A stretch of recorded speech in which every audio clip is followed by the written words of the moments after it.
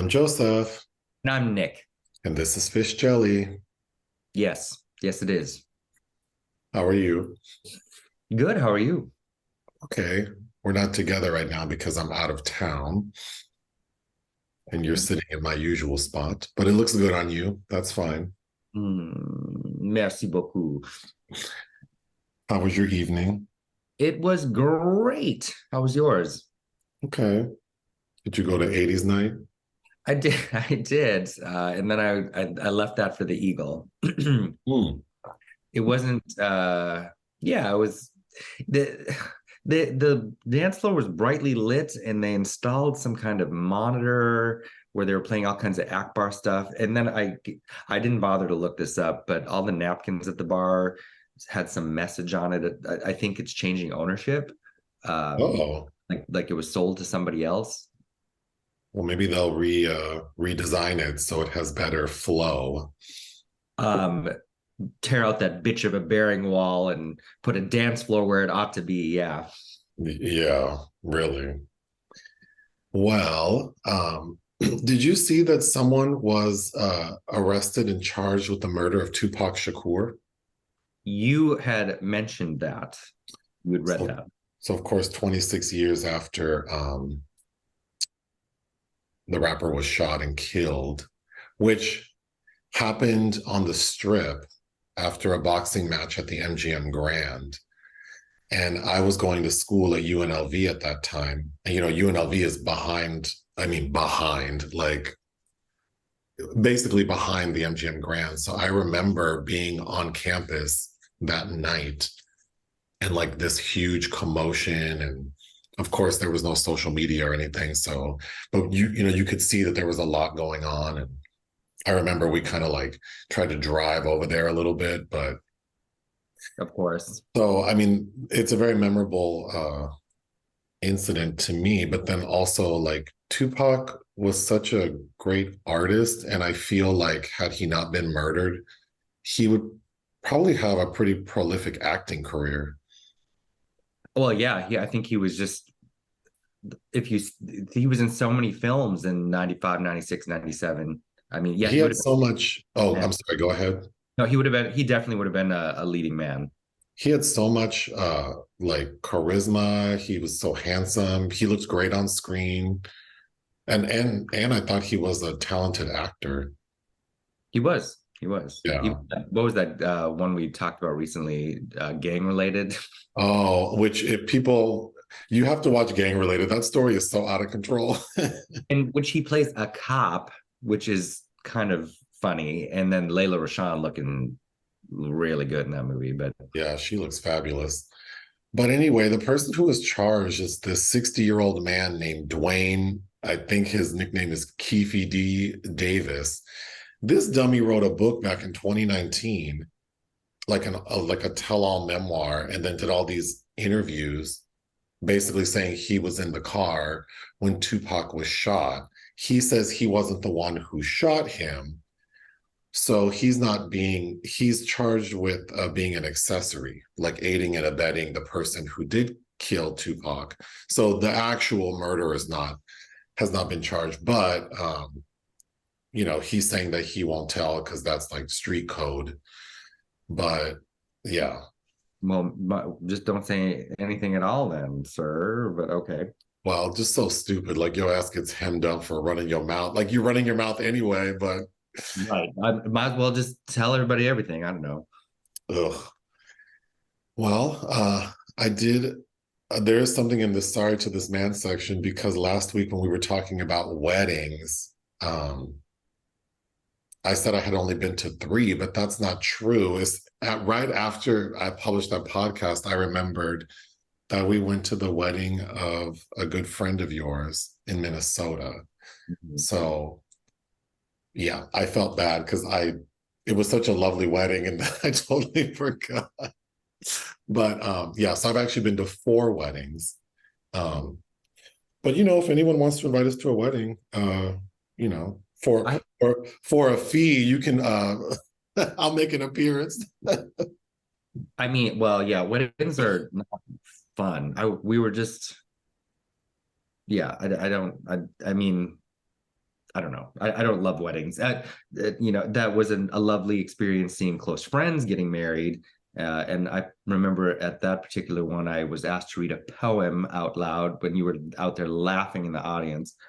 Well, it was fun trying to see you be anytime you're like trying to be serious, and because you also get you're very you get stressed out very easily, even though you do a good job every time you have to speak publicly. But Mm, so I think that's why. Well, at that point, I hadn't really seen you do anything like that, so mhm. I think that's why I don't recall laughing out loud, but No, I could see your little face out there giggling. I was just happy. Yeah. But Something we don't hear you say. Uh, we'll really ever know. But yeah, there's a YouTube video of us. Someone asked us to help them. A gentleman asked us to help him propose to his girlfriend, mhm. and she watched our channel. So I thought that was really cool. Um, Yeah, way back in the early days. yeah. Um, but we can move on to films released we didn't cover. The Kill Room.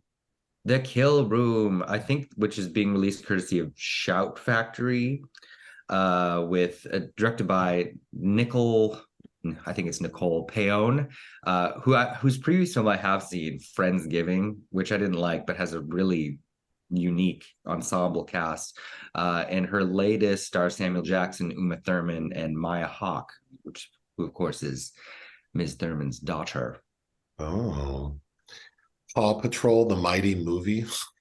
I mean, I've seen this marketed everywhere. I had no interest. Directed by Cal Brunker, who I think did the last Paw Patrol movie, which I'm not familiar with anything regarding that.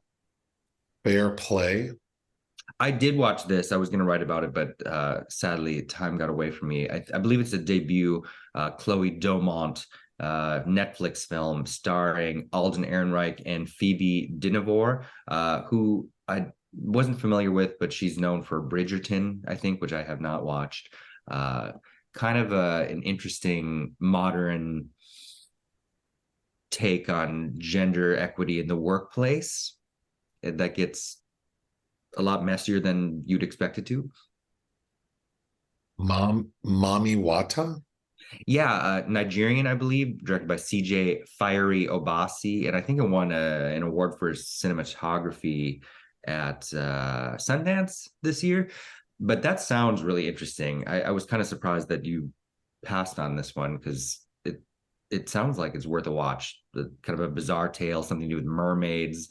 So I might catch up with that later. Muzzle.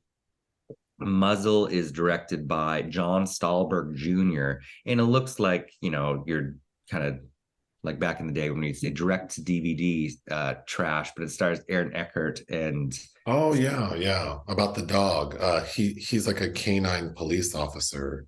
Mhm. Yeah, I passed on that. He did. Lastly, Saturn Bowling. Oh, this was at Locarno in 2022, I believe. I've referenced this before because I reviewed it for Ion Cinema. It had it has a rape murder scene that made me stop the screener because I like needed a break. Oh Uh, wow. Directed by Patricia Mazwi. Yeah, very, very violent, hard-hitting thriller. And she's worked with Isabelle Huppert before. I think she's about to do so again. But yeah, and I was based on her previous work. That was unexpected. Moving on to projects of interest. Quo Vadis Aida, The Missing Piece. Yes, if you'll remember in my top 10 of 2020, Quo Vadis Aida by Yasmila Jibanik was in my top 10 of the year. Also a very depressing, grueling film. But apparently she is making a follow-up to this. So more torture. Something called Jupiter. A favorite Russian filmmaker, Andrei Zhivagintsev. I don't know if I've shown you any of his films, but I like Leviathan. Elena might be my favorite. The Return was, I think it was his debut and won the Golden Lion, I think, in Venice in 2003. But he's finally doing a new film. I think his last feature was Loving in 2017, something like that, which I actually could rewatch. I like that too. An untitled sci-fi project by Arthur Harari.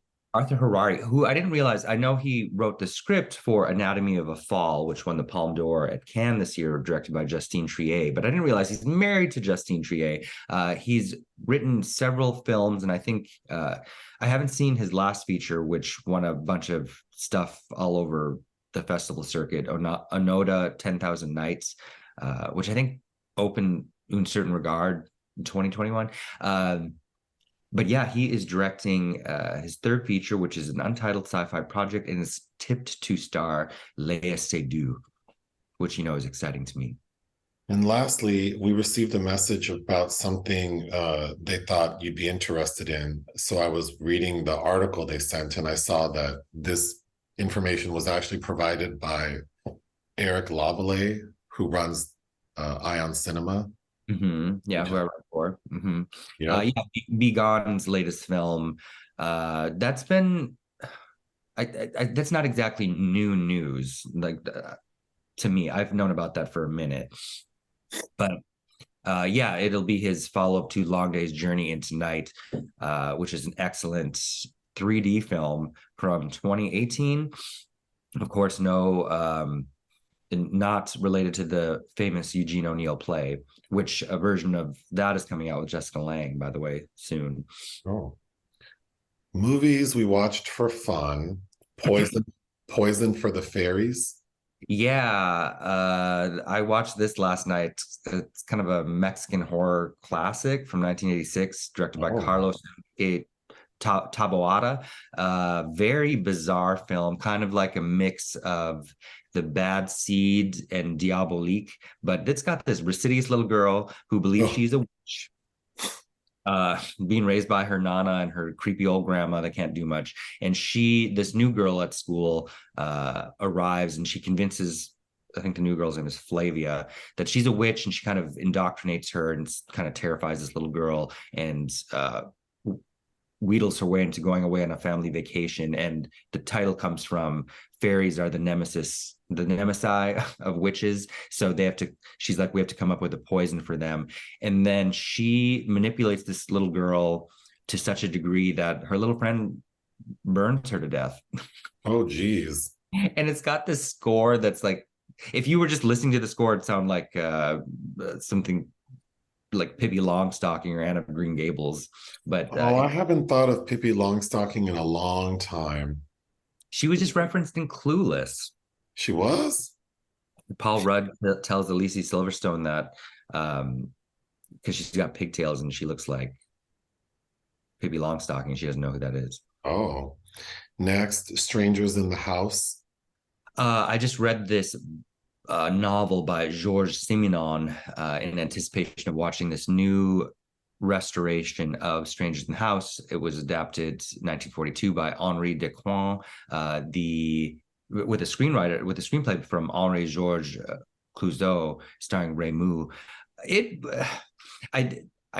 took me forever to read this book, like way longer than it should have, because it's quite slim. But I think the initial premise is good, but then it becomes this courtroom drama that's a little too familiar, I think. But it's basically about this lawyer who hasn't practiced law in 20 years because his wife left him, and he just sits in his old mansion and drinks wine every night.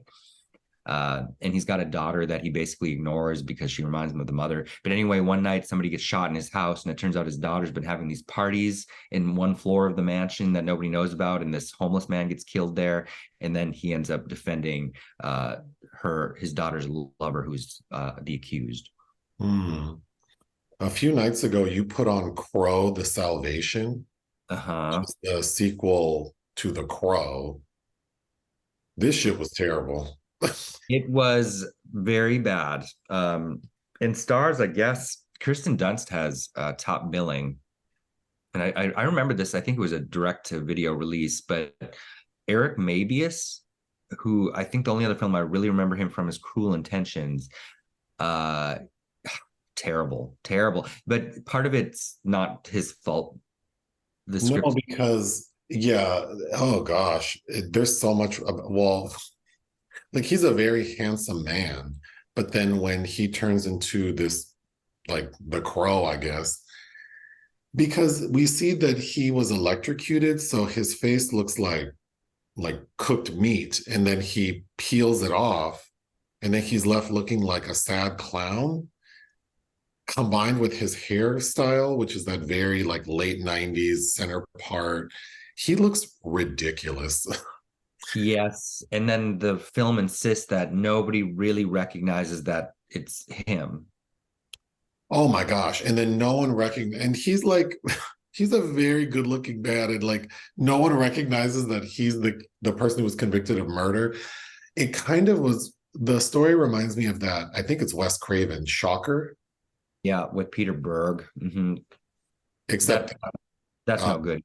In that movie, he's like sadistic and, as people would say, evil. This guy wants to clear his good name. But yeah, I almost want to. I didn't finish this movie, so I might put it on. It's caca. But Fred, if you like Fred Ward, and then of course William Atherton is in it too, who you might remember as the evil EPA representative in Ghostbusters. Hmm.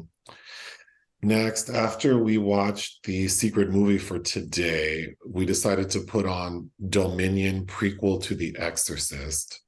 This film has an interesting history. It's one of the few Paul Schraders I haven't seen, and it kind of what went down and how it was made and distributed was very fatal to his career for at least a decade. But it's not. I'm not going to say it's very good.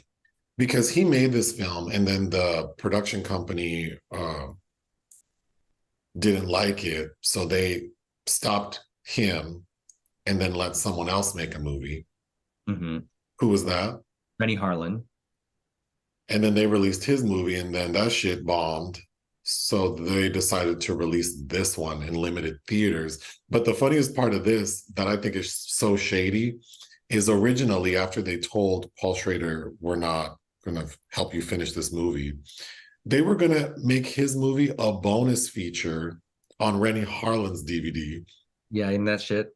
That's real shitty. But then from the reading I did, Dominion, prequel to The Exorcist, Paul Schrader's film was better received. Yeah. And the person who did The Exorcist, William Friedkin.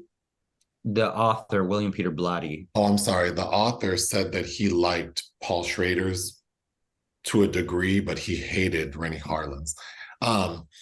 This movie, Dominion, prequel to The Exorcist, is just boring.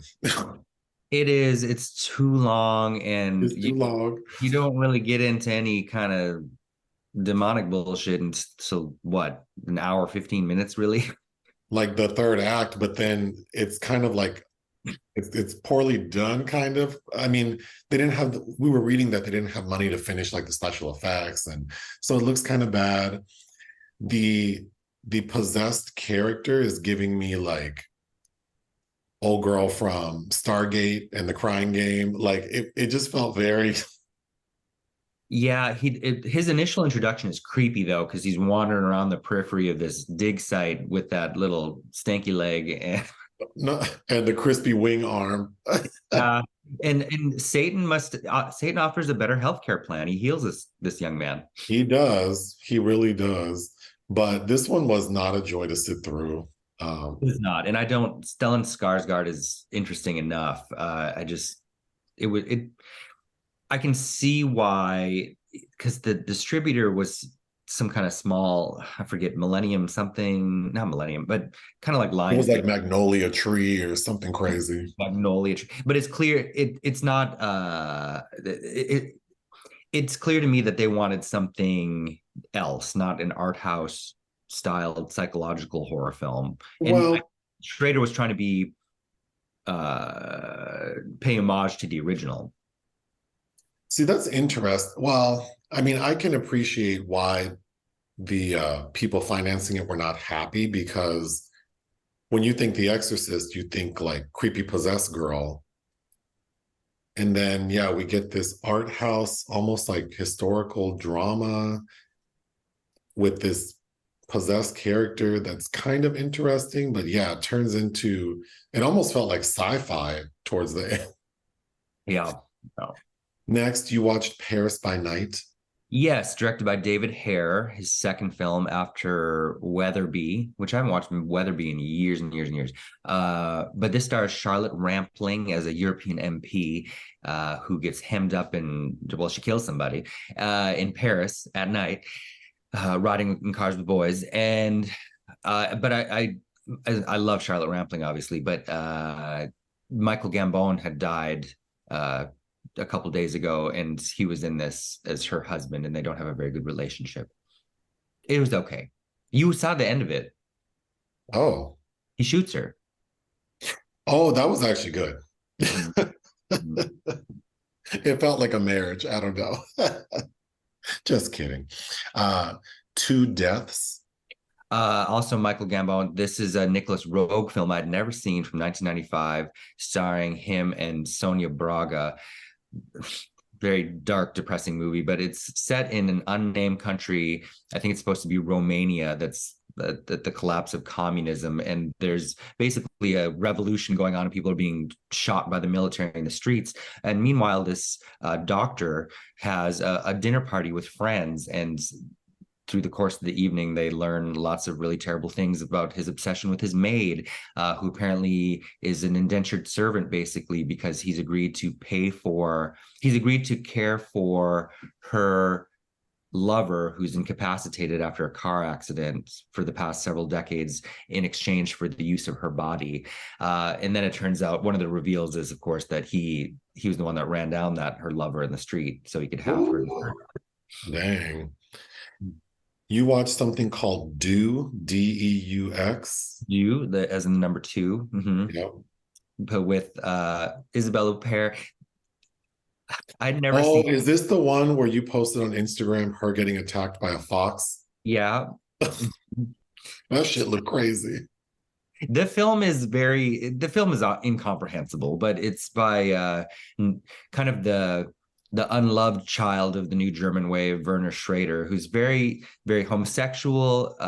And several of his films I've seen it's what you'd expect from him, but it is the second time he worked with Huppert, I believe, who's previously I do like Melina, his Ingeborg Bachmann adaptation, which is also a very challenging film. But this is Huppert, as the title suggests, playing two people, twin sisters named Maria and Magdalena, and it opens with them learning about each other. One lives in Portugal and one lives in France. Now that I say it, it's not unlike what happens to the twin boys in Dix, the musical. But Schrader, I think, has said that this is autobiographical. I don't know how or in what capacity. And there are all kinds of intersecting stories involving these two women and Boule Ogier playing the mother. It's interesting, especially if you like Huppert, and has some very odd, bizarre, fun moments. But I don't know. You'd have to be in the mood for this, for sure. You watched Mulholland Falls? I think I know it's not a well-received film. Lee Tamahori from New Zealand directed it. It's a 1940s film noir that's basically based on a real-life group of cops I think they were called the Top Hats or something, that were kind of running the city, basically. But Nick Nolte is the headliner, and he'd been having an affair he's married to Melanie Griffith, who's nominated for a Razzie in this. And I don't love Melanie Griffith per se, but I don't know why. I think they were just trying to be mean to her that year. She's not even in it long enough to even care. But anyway, he's been having sex with this woman who's found dead out in the desert, and it has to do with the nuclear testing sites going on. Anyway, I thought it was very dull. You watched I Like Bats. I Like Bats. This was odd. It is That makes me think of I Like Turtles. Same, yeah. Or who says I love bread? Or Isn't that from Crank Yankers? Or am I thinking of Matt Damon or like, I want to go to Hawaii? I don't That's know. that's Anyway, crazy. I like bats. I Like Bats. It's part of the House of Psychotic Women collection. Uh, and it's Oh, is that the one with the lady who pushes the van down the road and it explodes? mhm, That looked really cool. some really great visuals. It's basically a vampire movie about this woman in Poland. Uh, that's also strange and very playful and looks great. I'm going to butcher his name, but it was directed by Gregor Schwartzal, who is probably better known as an actor because he starred in some very notable Krzysztof Kieslowski films, including he's part of the cast of The Decalogue and also the Three Colors trilogy in the White segment. But if that is a great collection, I've been waiting to show you the one starring Elizabeth Taylor, The Driver's Seat, based on a book by Muriel Spark. I haven't watched it in years and years, but There's a it's scene, there's a scene in this movie where I think it's the lead character. She's at a bar and she approaches a man, seeming like she's a prostitute, I think. And mhm. he's like, "Girl, I'm gay." And she gets mad and he's eating food. He's at like a restaurant bar and he has a plate of food. And she gets mad after he tells her like you're barking up the wrong tree. And she pours his drink in his plate. She That's was right. real mad. That man ends up falling in love with her, but I think Oh, it's implied that he's gay because he's like, "Girl, I'm not interested." Bye. you watch talk radio? Yeah. What did we just watch Eric Bogosian in? Oh, in Reptile. Uh, he is the police chief. Mm-hmm. But I'd never seen this is his was his shining hour because the he wrote this play that was shortlisted for a Pulitzer, I believe, and uh, Oliver Stone adapted his play. This was Stone's follow up to Platoon, and I'd never seen it. And it's basically about what do you call what do you call those radio hosts? A DJ? Like Howard Stern. A disc jockey? Yeah, but what do they call them? Like it for the vitriolic ones. Oh, I don't know. I don't know. You do know. Um, I'm typing in words to see if there's a word that comes. There's a word. It's like Well, why don't you continue and I'll research? anyway, it's about this man. He's about to uh be I think they're in Oh, shock jock. shock jockey. Yeah. He's about I think they're in Texas and he's about to be offered a national syndication, I believe. And it's basically him talking to people all night and being saying things, some things that I didn't disagree with, but kind of well, a lot. Well, he gets a lot of hate, and so he's just basically bitching at people all night long. It's interesting. Ellen Green plays his ex-wife. Um, I thought it was good. It was compelling for however long the running time is. Excess baggage. Because we'd watched Reptile, I've completely forgotten about this movie, but I'd never seen the previous pairing of Alicia Silverstone and Benicio del Toro, which was the ill-fated Excess Baggage, Oh, that's right. directed by Marco Brambilla, who I don't think's directed a feature film since then, but prior to that, he did Demolition Man, I believe. But this was no good. It's not a good film. Blood and chocolate. This is also trash.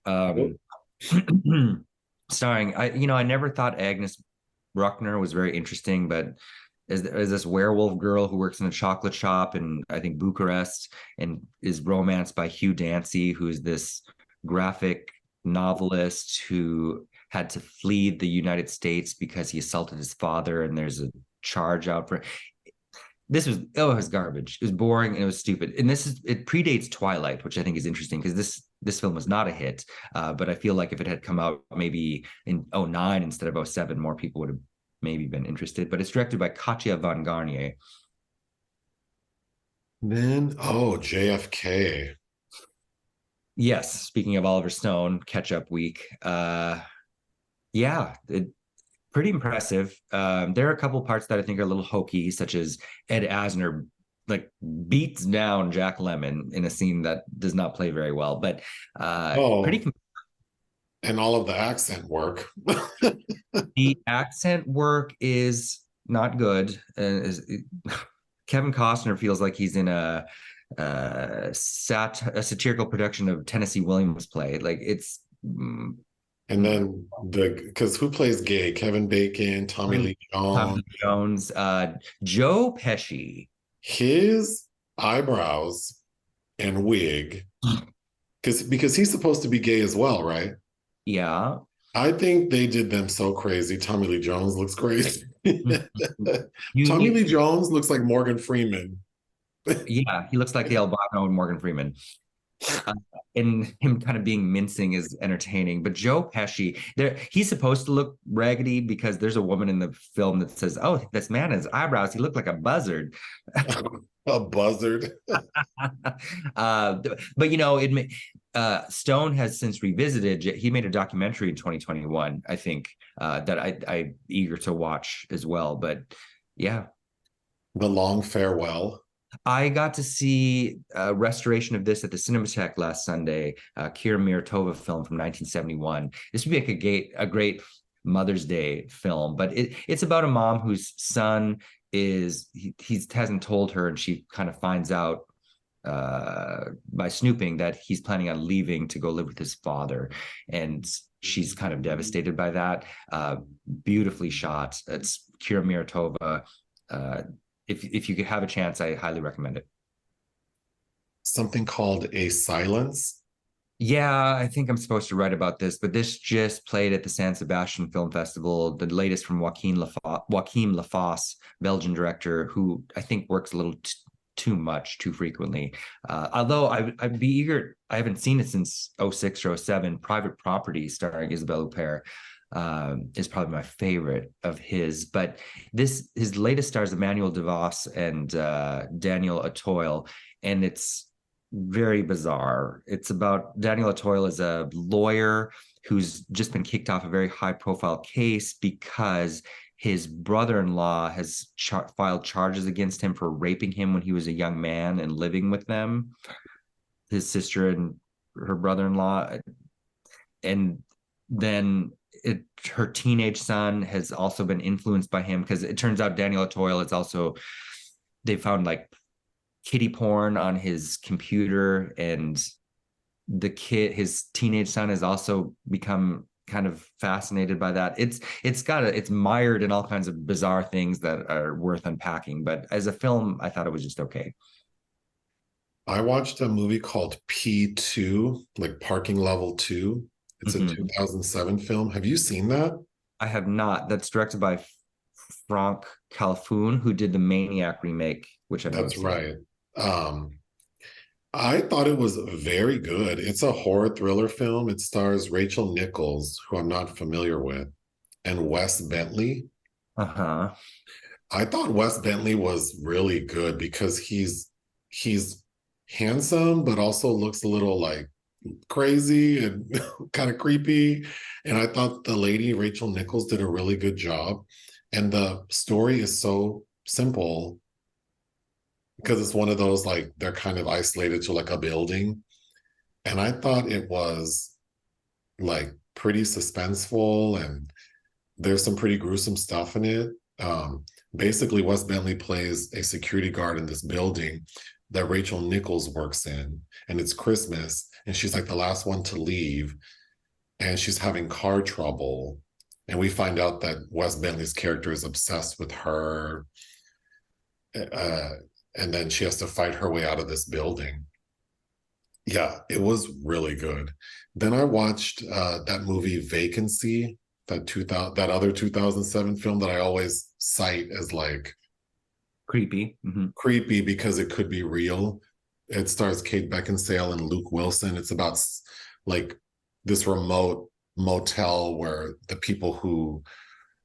are people there who make snuff films, and this married couple, Kate Beckinsale and Luke Wilson, kind of get trapped there and have to fight their way out.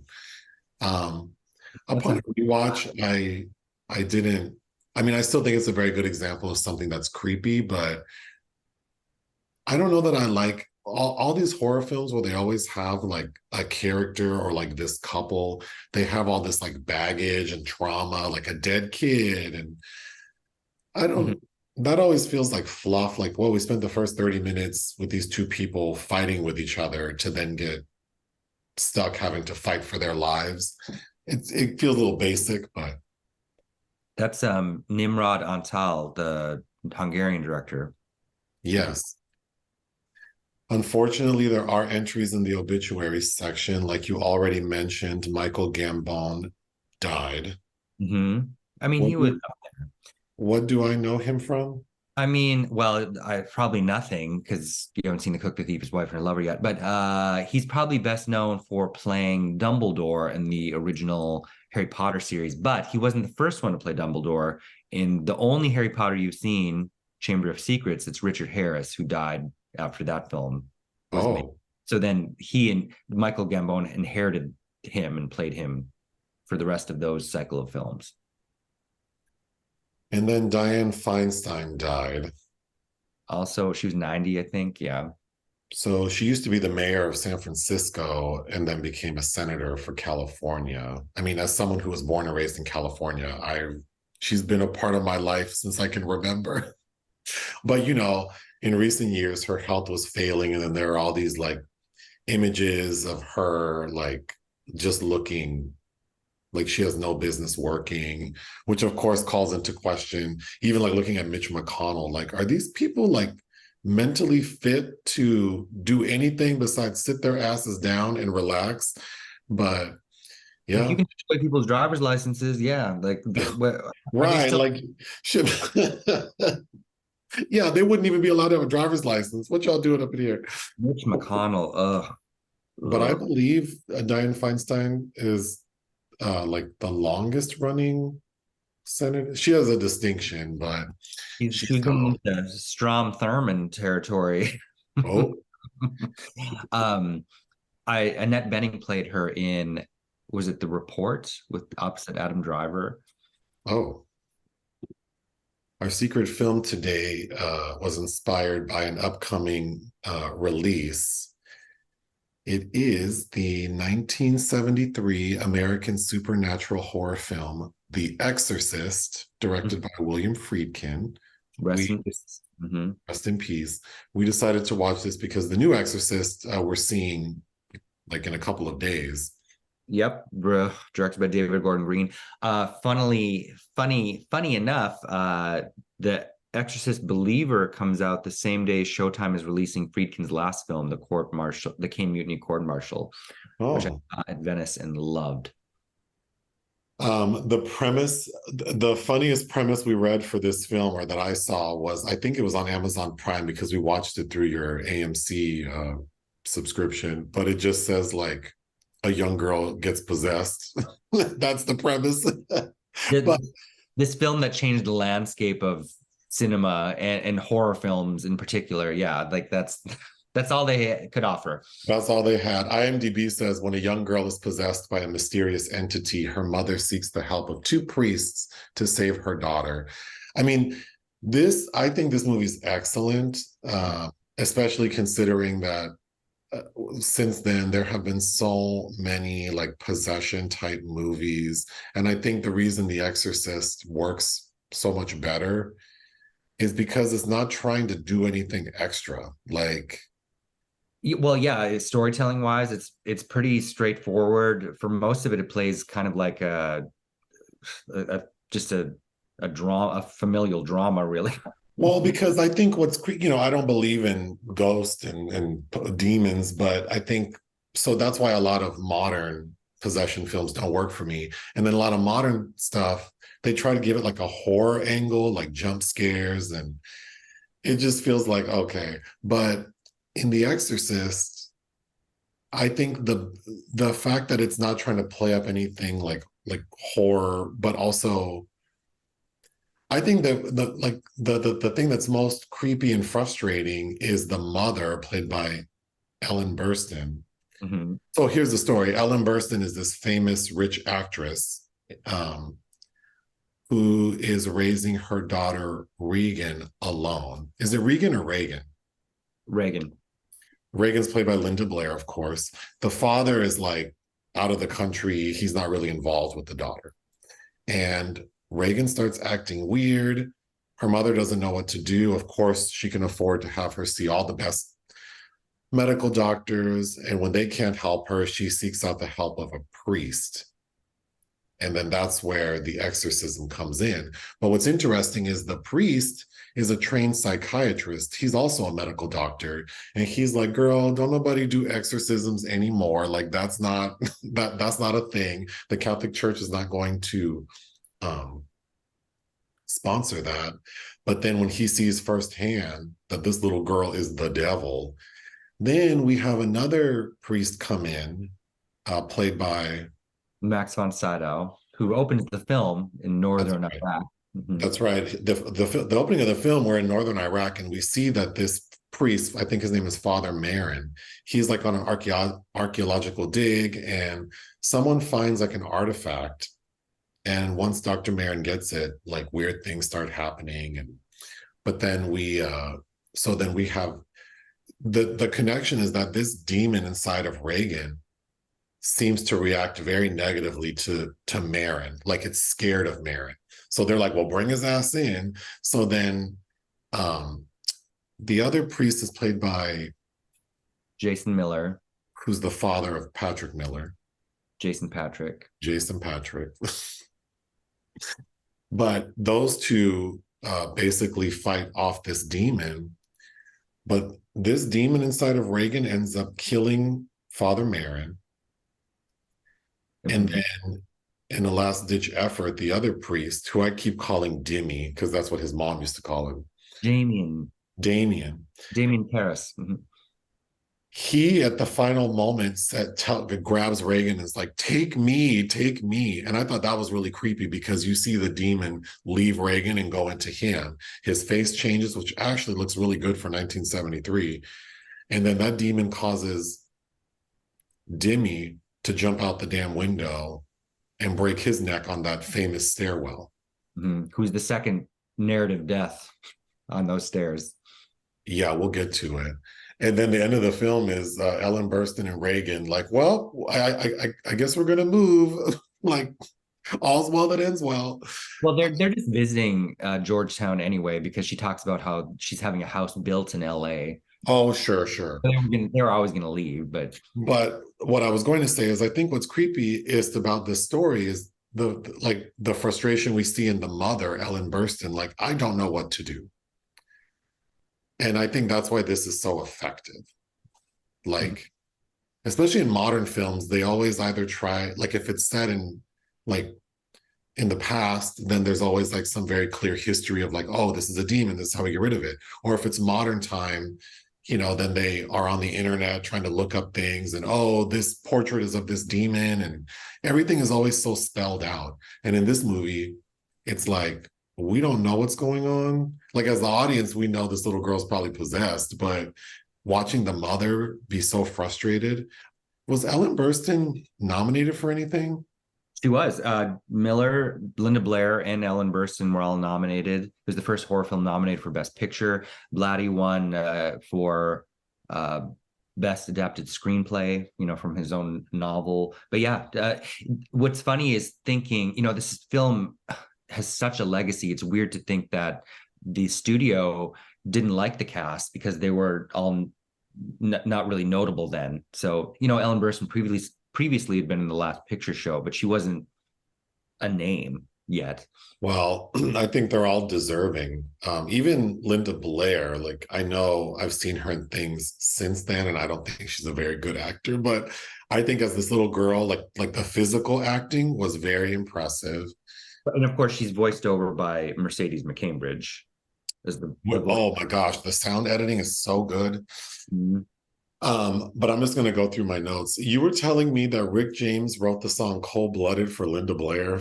Yeah, he did. I like that song too, and had no idea till very recently that was supposedly about her. Yeah, what an odd. Yeah. So when we know, so the first time we realize that there's something wrong with Linda Blair's character is her mom, who's a very loving mother. She's like just, visiting with her daughter in their house and they're in the basement and the mother grabs a Ouija board. And she's like, girl, what's this Ouija board doing in here? What you know about a Ouija board? And Reagan's like, oh, do you want to like play with it? And they set it up. And the little device that's used to like move over the letters kind of like flies into Ellen Burstyn's hand, like unexplainably. So of course it's like, well, what is that? And then Reagan starts talking about, oh, Captain Howdy did it. So like right away, it's like, oh, this is not good. And then when Ellen Burstyn wakes up one morning and Linda Blair's in bed with Reagan's in bed with her, and she's like, "Oh, my bed was shaking. I couldn't sleep." It's like, That oh. was so creepy. Then I think to add to the frustration of Ellen Burstyn's character, the dad is not part of the picture, and we get a scene because it's Reagan's birthday. Ellen is trying to like she's called an operator to try to get a hold of the dad who's in some hotel in Rome, I think, and she is going off on this operator, which I thought was so funny. Mm. Then Ellen Burstyn's character has a party, like a dinner party, and the director of the film she's working on shows up. Who's that actor? Oh, I have to look. He But was a hot ass mess. He was in there saying some weird racial shit, I think, and then well, no, he was trying to press the buttons of her, is it her butler, her wait staff by who's German. Yes, and he kept saying that he's a Nazi and Yeah, like just some crazy shit. And that's the like I'm Swiss.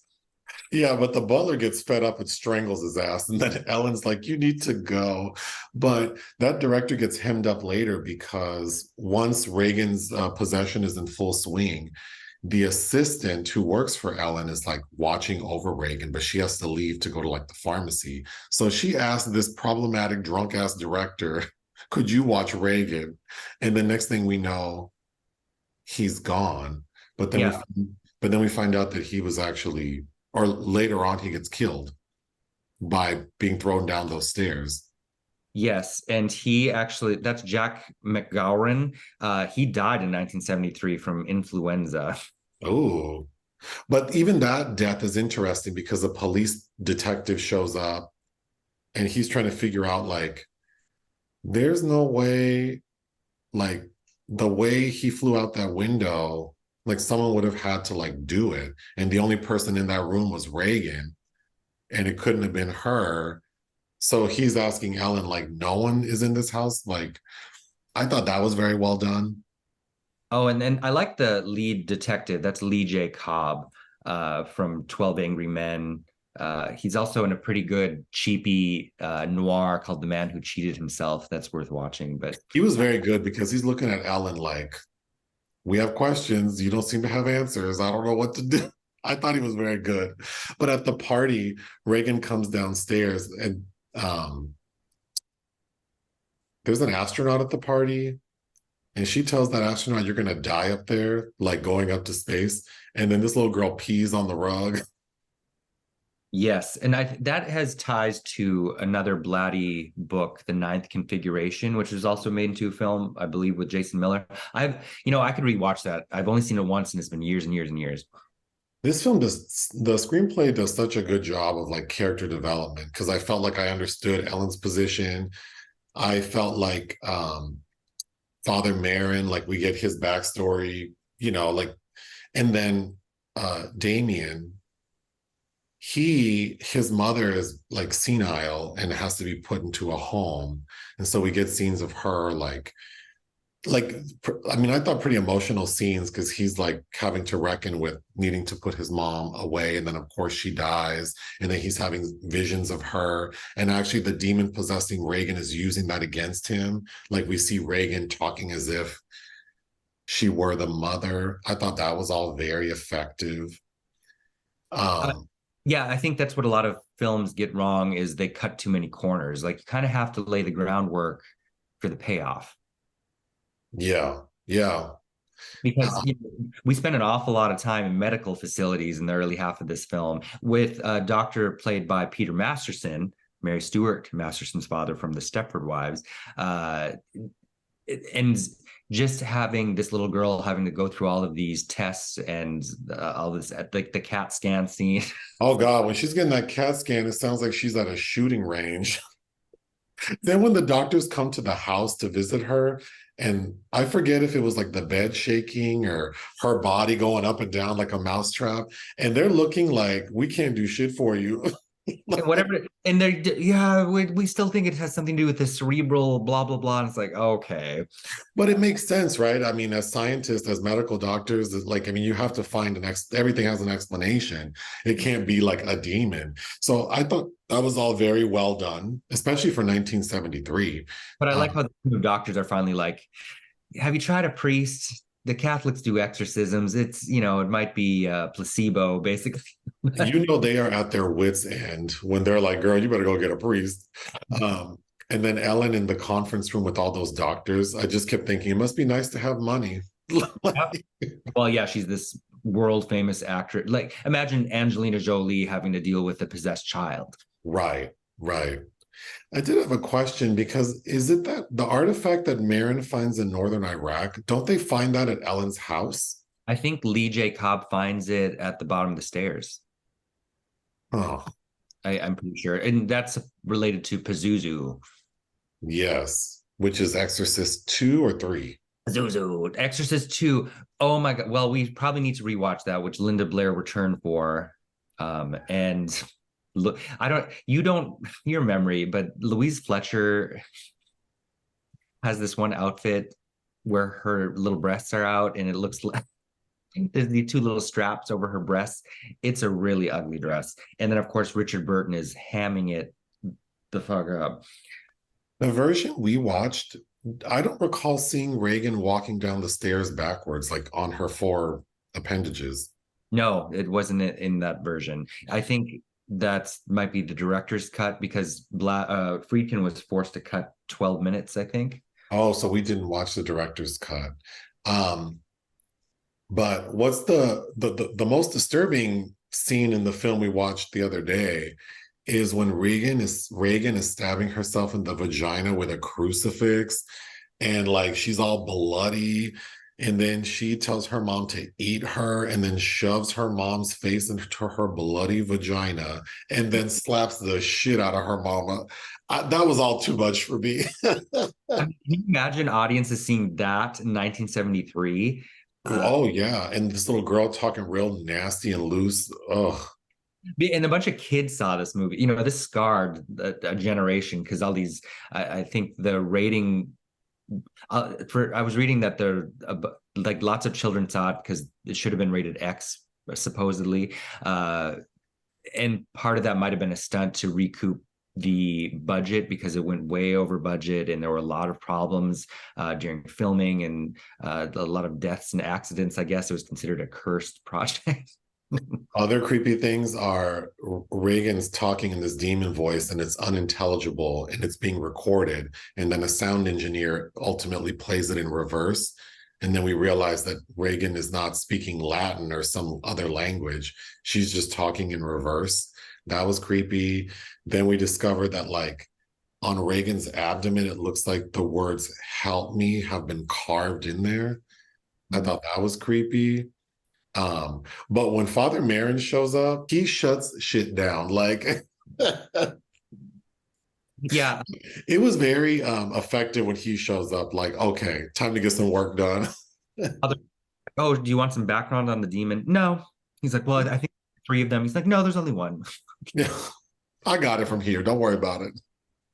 And then and a very famous scene, I guess, is the power of Christ compels you. And I know this movie is so good because normally shit like this makes me laugh and roll my eyes, but in this movie, I'm like, damn. Well, right, because I don't share any of the same beliefs. Right. It's still effective. Oh gosh. So in northern Iraq in the beginning, we see that Father Marin is like standing face to face with this like demon statue on a hill. And then at the end, he sees that same figure in Reagan's room. I thought that was super creepy. The Father Dimmy seeing his mom in the bed, that was really creepy. But yeah, this movie is super, super effective. The only thing that kind of, well, there are a few things. First of all, if I were that assistant or that housekeeper, child, after that first thing, when I saw that girl going up and down, it would have been time to find a new job. And, and then Ellen Burstyn's leaving her assistant alone in that house with that possessed ass girl. And when she says goodbye to Sharon, we're gonna miss you. It's like, oh, And she goes, "Are you sure I can't change your mind? You don't want to come with?" She's like, "No, hell no, bitch. I'm not going anywhere with you." But the other thing that I didn't quite understand is I don't understand why Father Dimi wanted the demon to take him. I think I always saw that as he felt bad for this little girl, and also he's kind of got nothing else to live for, is how he's made to seem with his mom dying, and with even leading up to his mother dying, and him talking to his boss is that he's done, he's exhausted, he's basically suffering burnout, right? Sure, sure. That makes sense, but I mean, sure. I just it wouldn't have been me. Well, Like, and is he getting paid to do this? yeah, the church is paying him, but It's not enough. It can't be enough well, it's to not enough. They don't pay him enough because there's a lot to be said about. Remember his? I think it's his uncle that has the mom put in, like the cheap people's hospital because she's with all these other, uh, like in a psychiatric ward. And he says some comment: if you'd been a lawyer instead of a priest, you could afford to care for your mother the way she deserves. And I hope Ellen Burstyn gave those two priests some money, like paid for their funerals or something. Three people died fooling around with Reagan. I do not understand how she's not in jail. That little girl needs to be in jail. well, mhm. There needs to be, if someone wants to, instead of whatever we're getting next week with the new Exorcist, this movie, there should be a new movie about how Reagan has to go to trial. I'm not looking forward to Mr. David Gordon Green's take on this, but I am, as I said before, very happy to see Ellen Burstyn has returned. Although, as I understand it, she asked for a lot of things that she's been wanting. So, Well, good for her. come back, including some kind of um, scholarship or fund for young actors that she wanted to establish. I think that was part of her deal. Yeah. Returning, because she said she's always, every time they do an Exorcist movie, she's been asked to return, and she says no. What is your relationship to this movie? I remember watching it as a kid with my sister in maybe like 1980, like seven, maybe. Like we were like 9 and 10 years old, maybe. And I remember being so scared. And I remember watching it with her again, I believe, in like 98. So scared. And then I know I rewatched it with you in 2010. I had a movie night for it in 2008, and then you and I watched it again in 2011, and then I watched it. I watched, thanks Letterboxd, but I watched it again in 2018. But yeah, so I've seen it many times. But I came to it kind of late because my parents were fair weather Christians, kind of, but they had the mentality that if you let something like this in, you're leaving yourself vulnerable. So this was not a film watched in my house, even though we watched some gutter shit. It's funny how people pick and choose looking back on what their kids can see. But right, I can't watch. Well, I'm trying to think of a gay movie, and I can't right now. I can picture my dad saying like we can't watch some simple thing, but then we can watch Friday the 13th. But okay, so in fact, like I remember watching Demolition Man with my dad, but it's like The Exorcist, like okay. But I rented it with friends around the same time. I remember, like when I started having sleepovers at my male friends' houses, that like I went ham, like, oh, let's rent, and they would always get annoyed because I always wanted to rent this old shit like Rosemary's Baby and The Omen and all that devil shit I can't watch at home. Uh, and that was how I saw it. But I don't know that I actually really took it in until like fully concentrated on until I had that movie night in 2008. But I've known many people that are obsessed with this film. At that particular movie night, we had a friend over who had a pug named Captain Howdy, for instance. Oh, well, you can tell me later. Um, so what would you give The Exorcist? I think I gave that a 5 star. I think that might be a 5 star film for me, Uh, or 4.5 I maybe. would give it 4.5 out of 5. It's, I mean, it's a classic film. I, Yeah, you just saw The French Connection for the first time. This was Friedkin's follow up, that was really good. and you've seen his The Boys in the Band and Cruising. Yep. So I'm not trying to convince you that he's one of the best directors that has ever lived, but you know, Well, I mean, from what I've seen, I would believe it. Uh, so that's all we have for The Exorcist. We're watching the new Exorcist this week. We're seeing a couple of horror films. yeah, there's a Pet Cemetery Oh, prequel, Pet Cemetery prequel, VHS 85. another possession movie where evil lurks or something that we'll be watching when you get back as And well. then the poll for our next live video will be Sigourney Weaver B-sides. Yeah, I need to send you that list. So you need to send me that. Have it. But that's all I have. Same. All right, ta-ta for now.